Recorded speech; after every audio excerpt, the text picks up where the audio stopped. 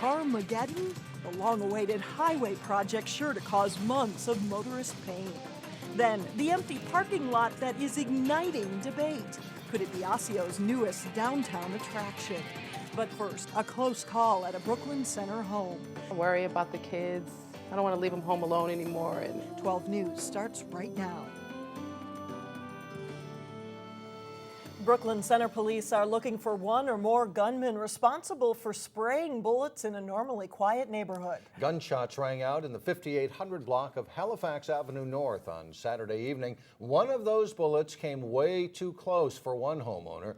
12 News reporter Sonia Goins has more on the story.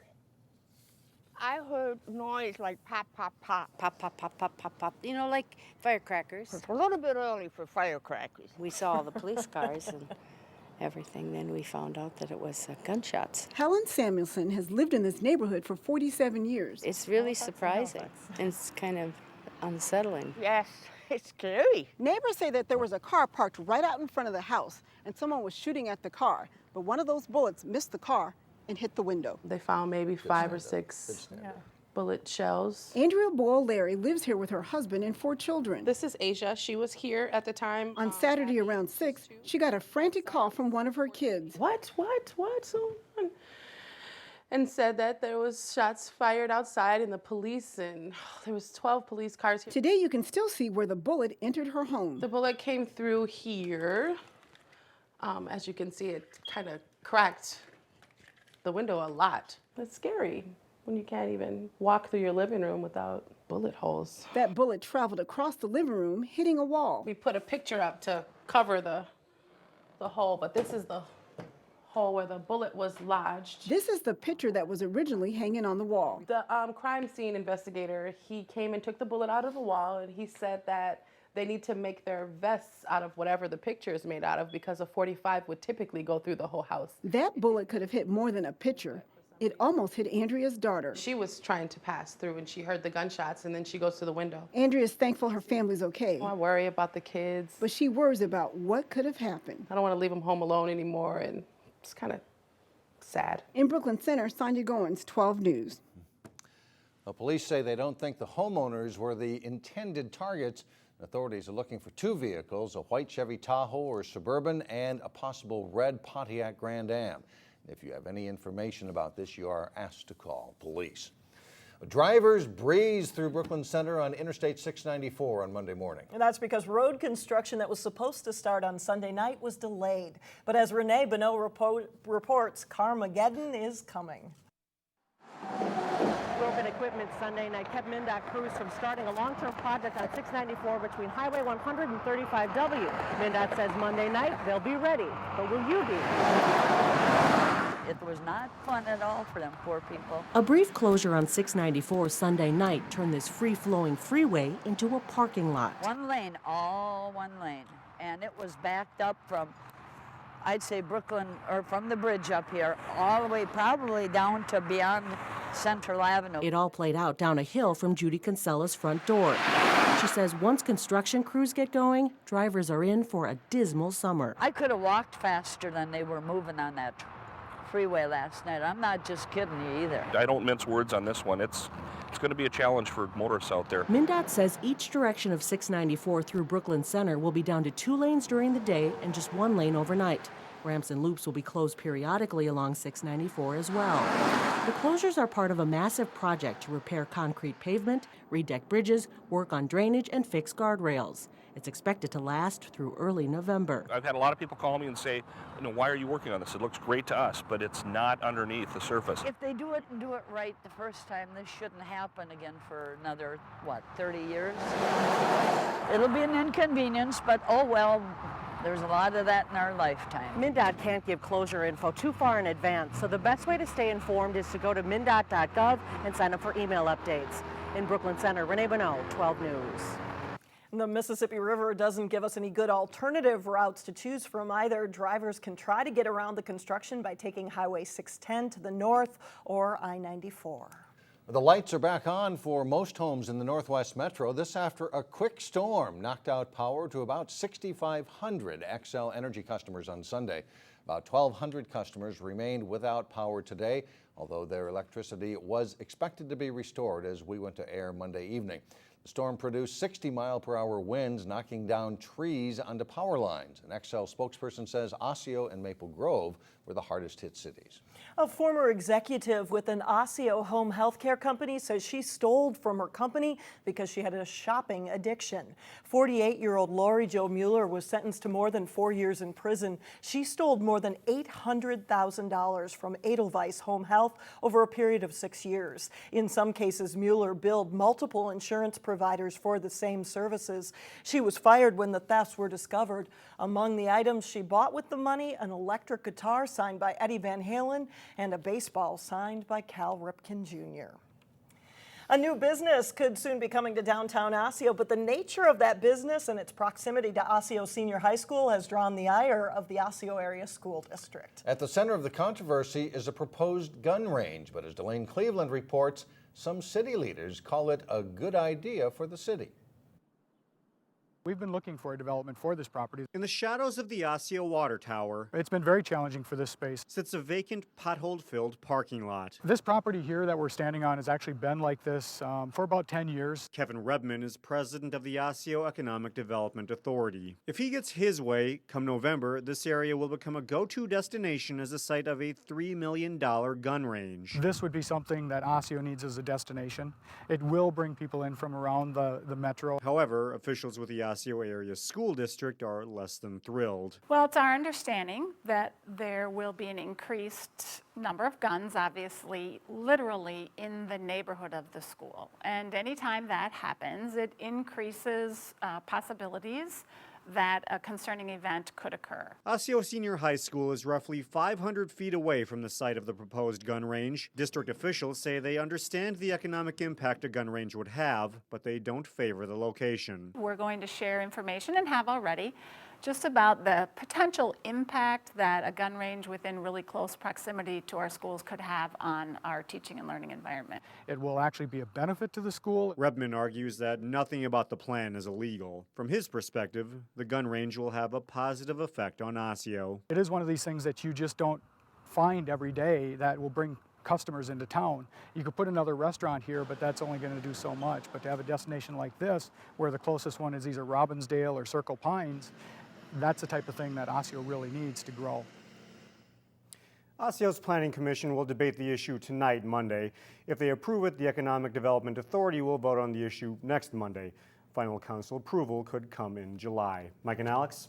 All right, thank you very much, Delane. Coming up, a program that helps teens tap into their dreams of one day running a business. And later in sports, see which local baseball players are set to play in this week's All-Star Series.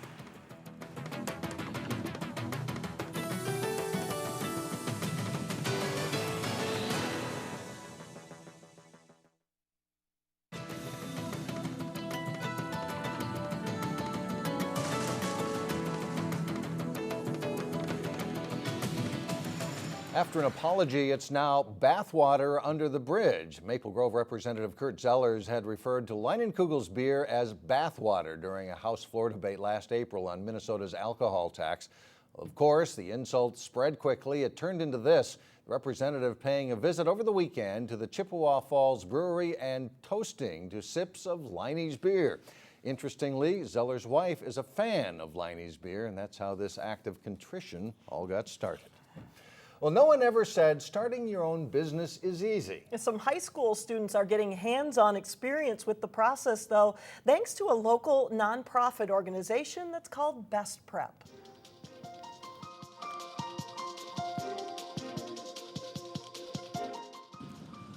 Yamani Malusau is about to make a business pitch to a Brooklyn Park barber. I have a couple of vending machines. They're kind of candy distributors. It's not a complex pitch, but Yamani is only 17 years old. Basically like this.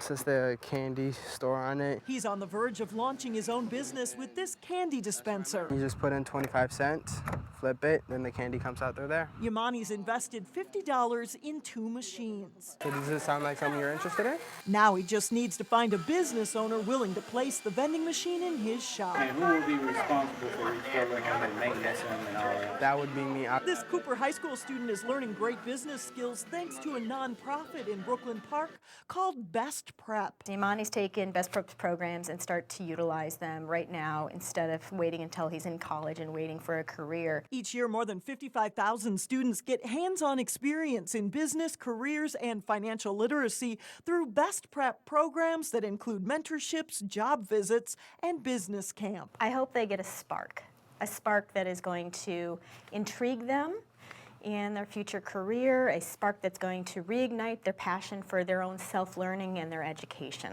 Back at the barbershop. All right, thank you very much, sir. All right, thank you. See you soon. Thanks for dropping in. No problem. The owner isn't ready to commit to Yamani's vending machine, but he's agreed to another meeting, impressed by the teenager's drive. Wow.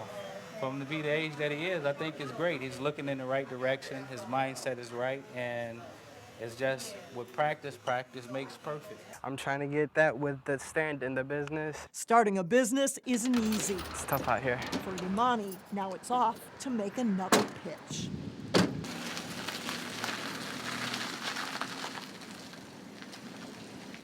And the BestPrep program first started in the 1970s as a pilot project at the Breck School. And Yamani said he's not really in it to make money. He's going to give profits to a nonprofit and also to a business owner if he gets it in there. But it's great business experience on his resume. Get his foot in the door, That's literally. Right. That's right. First business.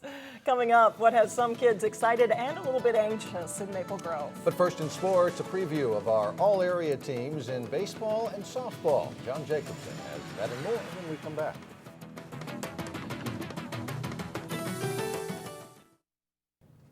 John Jacobson joins us now with a look at sports. You know, we have so many really talented athletes, yes, student athletes up here in the Northwest Metro, and every year you get a chance to honor some of them. This week it's baseball and softball. Baseball and softball. A lot of really good players in both of those sports again this spring. Some good team success and a lot of great individuals. The state baseball tournament is wrapping up today with the championship games at Target Field.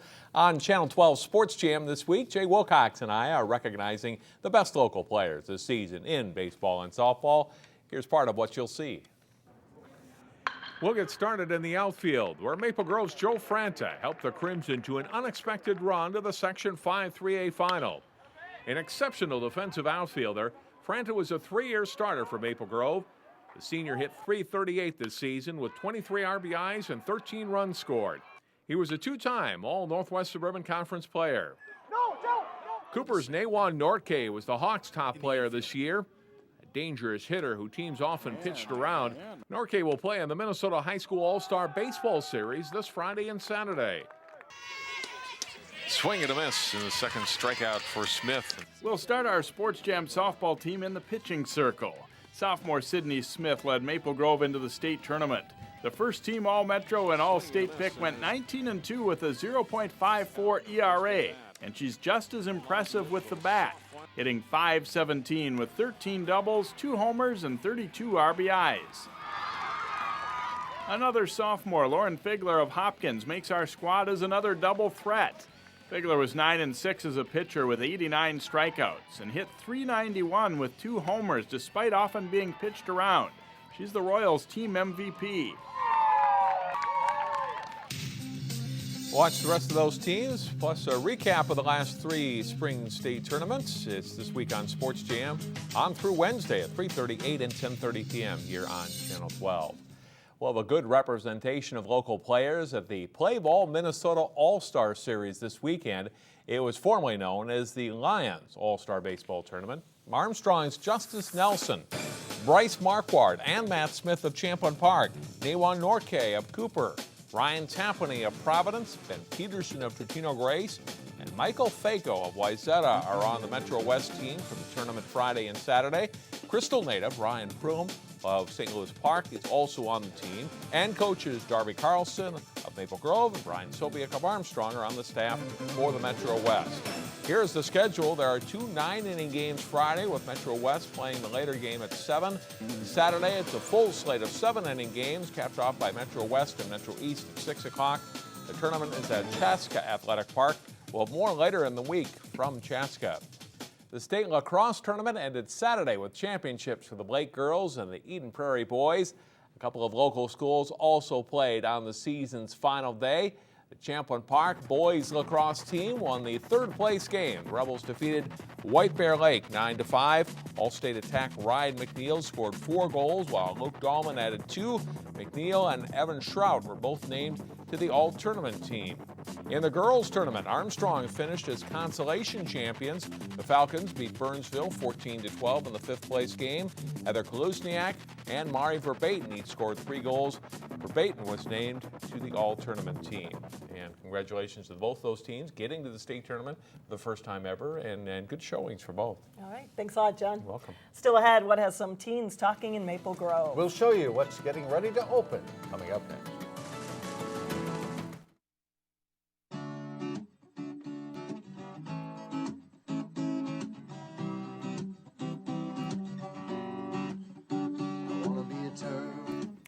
Summer brings lively sights and sounds, and here are a couple of examples tonight.